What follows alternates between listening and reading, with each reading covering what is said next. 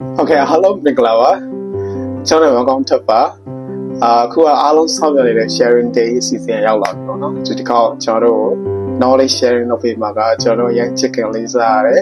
Chef Romeo သူကနေပြီးတော့ knowledge sharing လုပ်ပေးမှာပါအဲ့တော့ကျွန်တော်အများကြီးပြောတော့ဘူးဆရာ Chef Romeo သူပြောထားလဲဆိုတာတူကြည့်ကြမယ်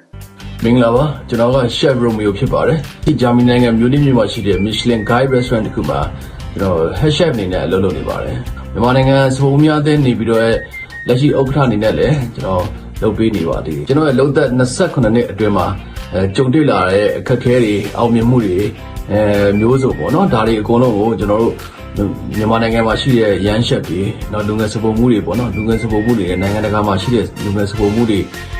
နောက်ကလေ့လာခြင်းတဲ့လူတွေအားလုံးကိုကျွန်တော်အတွေ့အကြုံလေးတွေ share ပေးခြင်းတယ်နောက်တစ်ခါငယ်ရွယ်တဲ့အခါမှာဘယ်လိုပညာရှာမလဲနော်ဘယ်လိုလေ့လာစီးပူးရမလဲလုပ်ငန်းခွင်မှာဘယ်လို attitude မျိုးထားမလဲပေါ့နော်ဒါမျိုးလေးတွေအားအစကျွန်တော်ကြုံခဲ့တဲ့အတွေ့အကြုံတွေနဲ့ရှင်ပြီးတော့ကျွန်တော်ပြောပြပေးခြင်းတယ်share လုပ်ပေးခြင်းတယ်ပေါ့နော်ဂျာမနီနိုင်ငံကိုဘယ်လိုလာမလဲဆိုပြီးကျွန်တော်ကိုလာပြီးမေးနေတဲ့သူတွေလည်းအများကြီးရှိတယ်ပေါ့နော်အဲ့တော့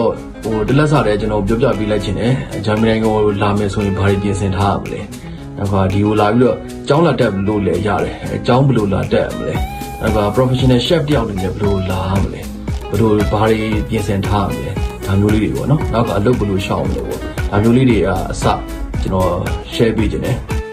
Okay အဲ့ဆိုလို့ရှိရင်ကျွန်တော်နောက်လာကျွန်တော်9ရက်နေ့မြန်မာစံတော်ချိန်နေ့လယ်တနားရီခွဲမှာကျွန်တော်ဆောင်ကြမယ်ကျွန်တော်ဒီမှာတခုတောင်းဆိုချင်တာကလည်းကျွန်တော်အတန်းတက်ချင်တယ်ဆရာနဲ့အမေးဖြေလုပ်ချင်တယ်ပြောလို့ရှိရင် knowledge sharing နားထောင်ချင်တယ်ဆိုလို့ရှိရင်ဒီတန်းကို join ဖို့အတွက်ကျွန်တော်ကို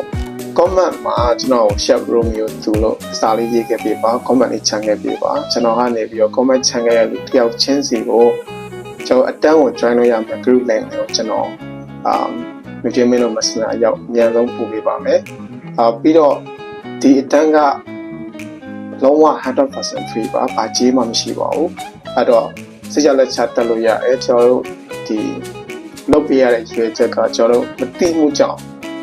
ဆုံးရှုံးတာတွေနဲနိုင်တဲ့ညနေအောင်ကျွန်တော်စီစဉ်ပေးတာပါအဲ့အတွက်ကျွန်တော်ကတော့